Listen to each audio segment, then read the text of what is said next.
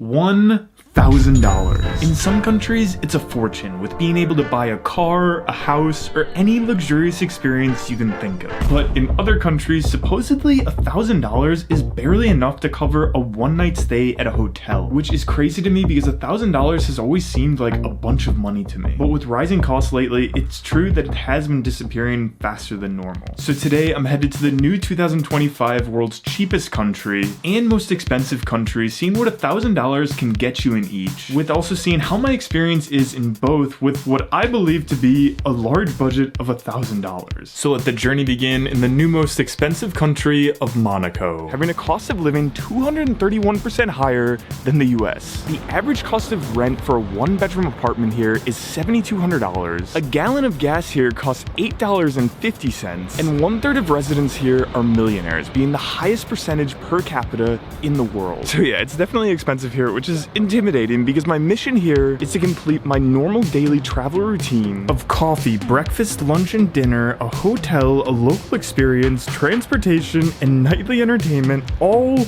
on the $1,000. But I mean, how expensive could it really be? Like $1,000 is a crazy amount of money. But anyway, since it's morning time, let's start with some coffee. Anyway, I just got my order of an iced coffee and some water, which I gotta say is one of the strongest coffees I think I've ever had. And since I have a crazy big budget of $1,000 today, I didn't even check the prices on the menu. But I mean, how much could coffee and water be? 18, please. Wow, I mean, I know I have a big budget, but $20 for coffee and some water? It's a bit more expensive than I thought it was gonna be here. Anyway, our next objective is a local experience. And as our waitress told us, is there something that you would say is like a good local experience to do? Good experience, you have a plane the big boat. And I looked it up and it turns out there are like a bunch of different websites listing boats to charter in Monaco. The only problem is one of these boats, I mean, it's like add a zero to our budget here. But luckily, after searching for a few hours, I found a boat. His name is Captain Didier, and he offers by far the cheapest boat, and I just love his description. Just wait for this. This boat is lively, safe, very comfortable, and extremely safe navigation because the boat is unsinkable. I feel as though there's like a story behind that, so I'm gonna find Captain Didier and let's see what this boat experience is like. Captain Didier? Ah, great to meet you. Yes, nice to meet you. Okay, welcome on board. Ooh, okay. You've been a captain for a long time? 20 years. 20 years? Wow. No boat sinkings? No? You drive? I drive? Okay. Are you sure about this? Yeah. You are the new captain. Let's go. And now we're going at work. Let's go.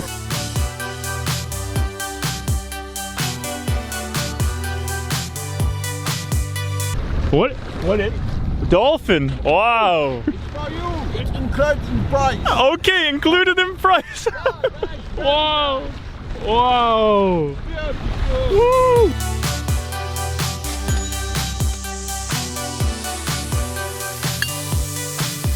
One picture with me. Oh yes! Yeah!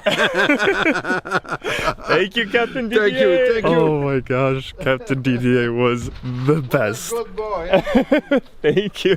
Everybody, please spam the comments with Captain Didier is the best. Anyway, that was a few-hour boat ride, so I am starving now. So I'm gonna head back into the city center and go to supposedly the best breakfast place of Monaco, where I've just gotten my meal being a general European breakfast, I guess you'd say, with first the eggs Benedict with salmon and ham, then a fruit plate with gold leaf, then for drinks, orange juice, a double espresso, and some water, with the food being delicious. Like, this was a great breakfast. Anyway, you guys are gonna laugh because I again forgot to look at the prices of this stuff, and I'm not gonna lie, when I saw the berry plate arrive having gold leaf on top, I was a bit worried. 107 euro. Eggs, orange juice, coffee, water, and fruit for 107 euro. I'm gonna finish this orange juice now. Maybe $1,000 isn't as much as I thought it was here. Like, we have close to only 50% of our budget left, and we have all these objectives still to do. But with that said, we are in the most expensive area in the entire country. So to have a bit more flexibility in where I can go, I'm gonna figure out my transportation. And in Monaco, residents have possibly the craziest mode of transportation I've ever heard about in the world, with an average of 3,051 supercars per 1,000 inhabitants. So naturally, to fit in with the local crowd, I gotta get a ride too. Boom. Not what you were thinking, right? Me neither, but nope, the only thing we can afford is a bike. So anyway, we're gonna ride a little bit outside of this expensive area and go to the more local area of Monaco.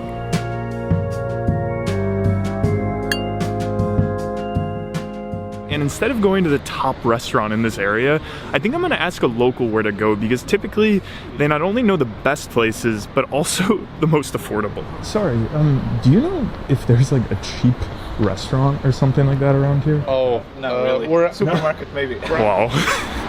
Never have I received such like a blunt answer right away. Like, no, we have no idea where a cheap place is. Not in Monaco. Anyway, they did say a supermarket could be a good option. And so I just looked up supermarket, and it turns out there's actually a street food market nearby. My thought is street food is typically the cheapest food option. Wow, this is wild, man. It looks like a street food market with like luxury sprinkled in. Like over here, we have a truffle place. Anyway, truffles are definitely outside our budget, so I'm gonna look around, see if we can find something, one, local, two, more importantly, affordable.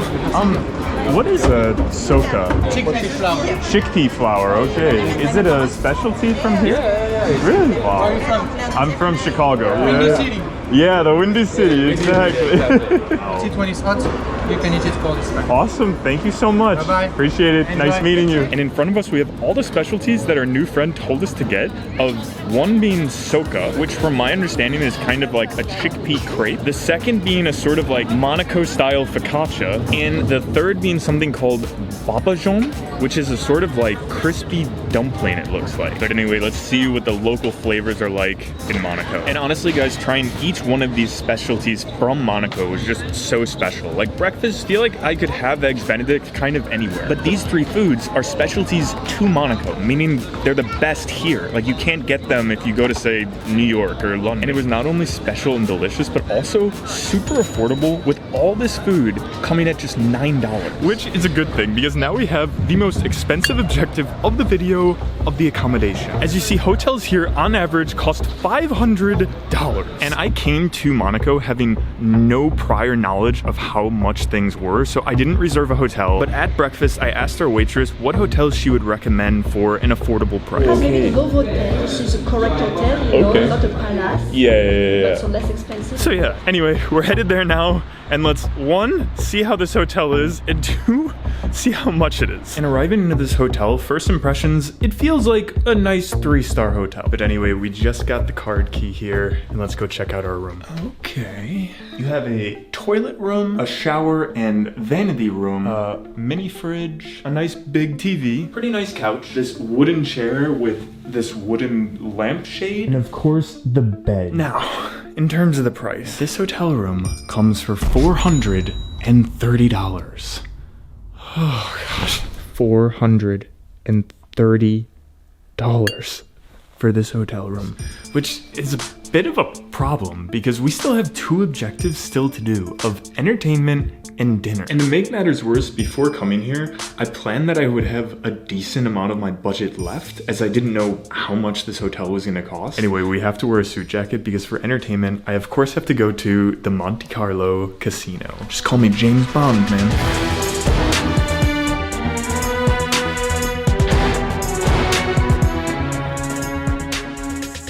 And I gotta say, this casino is by far the most beautiful, the most stunning, the most luxurious casino I've ever seen. But it also functions like it too, because to just gamble, to just get inside, you have to pay an extra €20. That old expression of the house always wins really like doubles up here. But anyway, I'm gonna go inside and let's see what we can do. Oh, that was bad. Oh, that was really bad. Like the roulette limits were so high that I just lost like that after one literal turn of everything. You might be saying like, oh Bobby, why didn't you try like one more time, like a second time? Well, it's because we would have had no money for our last objective of dinner. And unfortunately, even with that budget left, we only have one option, and that's the supermarket. And although I cannot believe that we're having supermarket food for dinner on a $1,000 challenge, honestly, I'm not complaining. Like, this is a lot of food here. But anyway, dinner is all set now, which actually means I can head to Thailand, which is the new cheapest country in the world in 2025. Its cost of living is 86.5% lower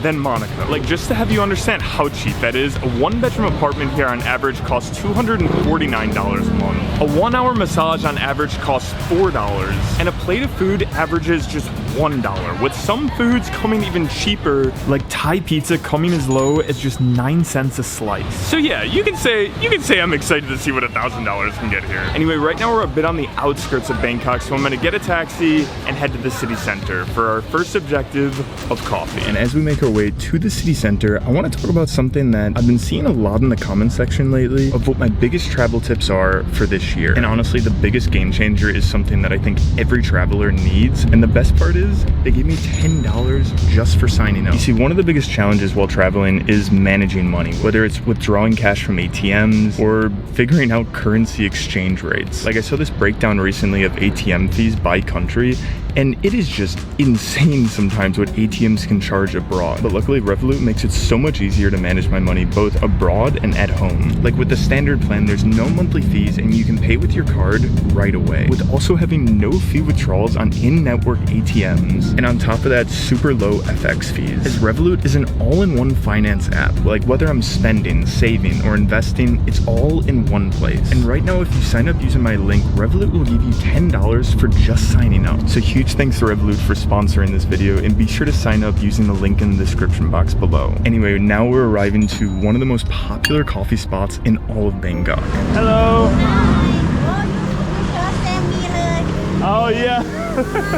I hear you make the best coffee. Thank you so much. Thank you. Thank you. Bye. Great meeting you. Woo! All I have to say is that is a good welcome to Bangkok. Oh my gosh, that's gonna wake me up. Being super delicious, but the crazy part is this massive coffee here only came at 35 baht, which is just about $1, which is great, but we are on a $1,000 challenge. So my thought is I want to take things to another level with breakfast by going to one of the most luxurious hotels of Bangkok that supposedly has the best breakfast in the entire city. Okay, so welcome, ladies and gentlemen, to the top-rated breakfast of Bangkok, which, as you can see, is an enormous buffet that has just what feels like an unlimited amount of options. With this buffet having like 4 different sections here, with the first section being over here, having kind of like anything that you would think of breakfast related. From anything from a make your own omelet station, to a meats station, to, I mean, an absolutely stunning bakery area. Then the second section is kind of like lunch specialties here, of having like noodle soup, different types of like baos, then a skewers area. Then the third section is kind of like your sweets area, and then for the fourth section you have a drinks area, having any type of juice, coffee, or tea you can think of. Anyway, those 4 sections give us a decent amount of options, so I'm gonna grab a plate and see what looks best. Oh my gosh, ladies and gentlemen, do we have a feast in front of us. Honestly, looking at all this food, I have no idea even where to start. Wow. All I gotta say is that hit the absolute spot. And I actually just paid, and similar to Monaco, I'm a bit shocked. You see, typically this buffet comes at $26, which is already a good price, but right now they're running a sale where it comes at only $17 for all this. What? But next, for the local activity, when you walk down pretty much any street in Thailand, you see a spa. And in Thailand, one of the most unique things that you can do at a spa is get a massage by, wait for it, fish. I'm a bit scared. Does it hurt? That wasn't an answer. All right, here goes nothing. Oh my gosh. They're all attacking me. There's so many of them. How long have you been massaging bum? I'll take that as many years.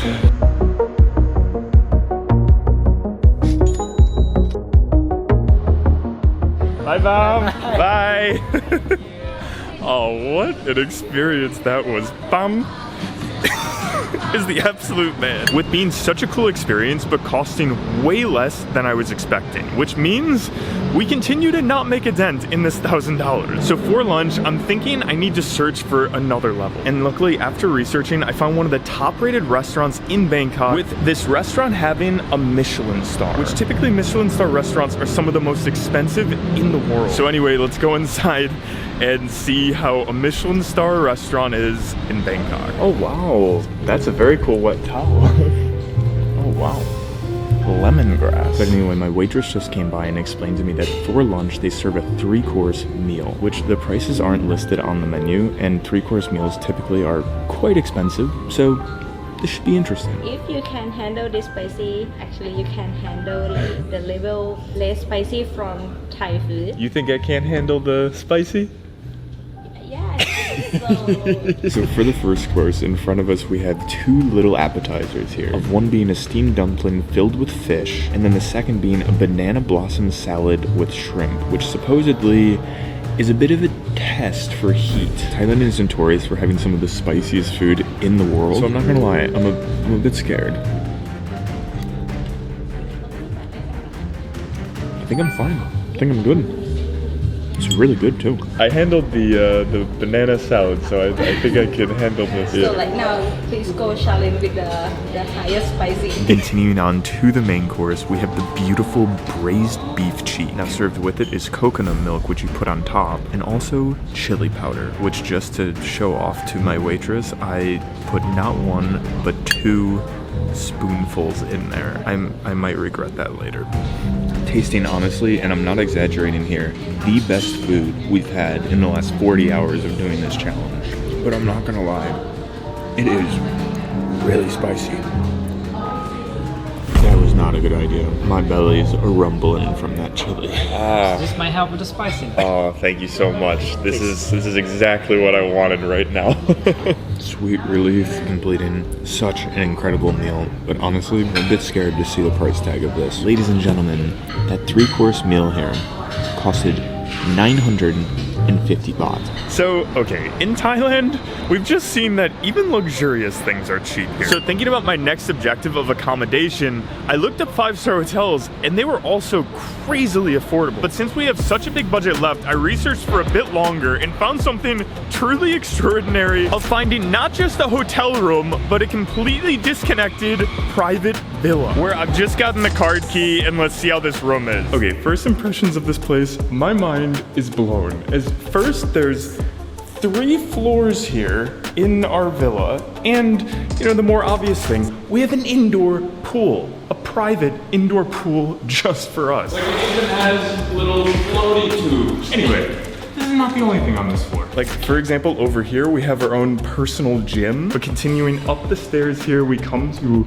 I guess, like a half floor having a little lookout over the pool. But then through these doors here, we come to the 2nd floor, being a beautiful kitchen, a dining room table with a decent amount of seating. But then continuing down the floor here, we have what I find the coolest room thus far of our own theater room, as the TV itself is the biggest TV I've ever seen, being 120 inches. And then all around you here, these aren't paintings, these are speakers. And I just love how you can like see the pool from the theater room. But then continuing up to the 3rd floor here, we come into the bedroom floor, having 3 bedrooms with each one having 2 different levels, as there's 9 total beds here. But overall, what I just can't believe about this villa is that it's about, I don't know, 30, 40 times bigger than our hotel room in Monaco, and it comes at a significantly cheaper price. Like, what is life right now? So having a decent chunk of our budget still left for 2 objectives, this is what I'm thinking. What's the next level to restaurant? And honestly, I have no idea. Like, I've never been in this situation where even luxurious restaurants are pretty affordable. So I asked my friend ChatGPT, and ChatGPT came up with a pretty interesting response of saying a private chef. And it turns out there's websites where you can hire private chefs. So I made an ad, and somebody applied that owns 2 restaurants and has been on MasterChef. So anyway, I believe he's gonna be here in a few minutes, and I don't know what to expect. I have never hired a private chef before. Nice to meet you, Chef Ram. Okay, and the chefs have just told me to relax and sit down as they prepare my food. Okay, let me know when you're ready. Oh, it's ready? Oh, fantastic. So what do we have here? Okay, we have the crispy potato and onion here. Side is the Thai shrimp spicy salad. Oh, wow. Yum. Ooh, thank you. So course number 2. What do you call this exactly? Sushi. Sushi fish. Okay. Sushi, not sushi. Sushi. Sushi.